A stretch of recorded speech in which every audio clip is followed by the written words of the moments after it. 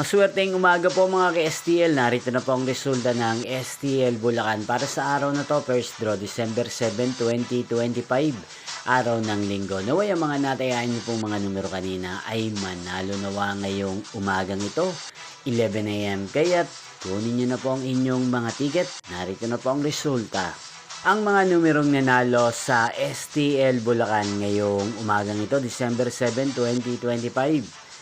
11 AM. First draw result, 30 at 21. In exact order. Again, 30 at 21.